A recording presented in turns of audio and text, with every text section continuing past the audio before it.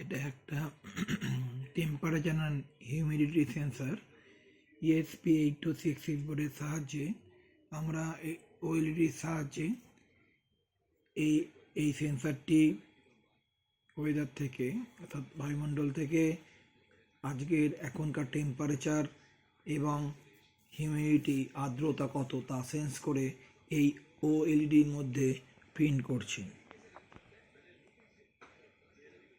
Temperature 29 এবং এখানে humidity হচ্ছে, দেখতেই পাচ্ছ তোমরা, 29, হিউমিডিটি 49। এখানেও দেখো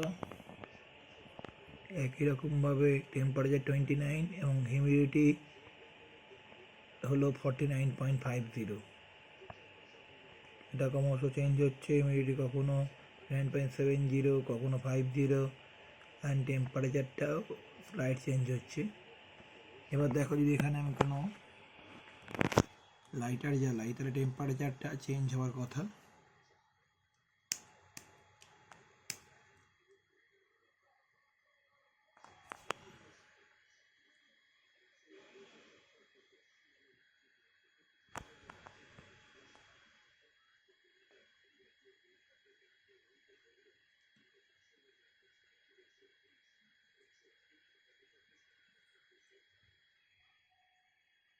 টেম্পারেচার মোটামুটি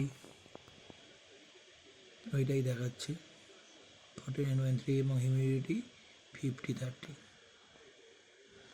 এবং এই হিউমিডিটি সেন্সার এইটি হলো DTH 22, DTH 11, এখানে DTH 22, DTH 22 দিয়ে করা হয়েছে, এবং DTH 11 যেটা গ্রিন কালারের সেন্সার, ওটা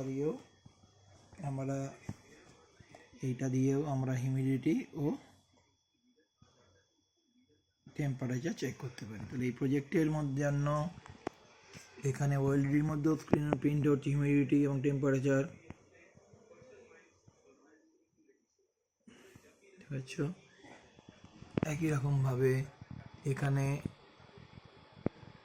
সিরিয়াল প্রিন্টারও প্রিন্ট হচ্ছে। তার জন্য এই কোড ডাউনলোড করতে হবে। পরবর্তীকালে আমরা কি লাইব্রেরি এবং কোড কী হবে সেটা জানবো।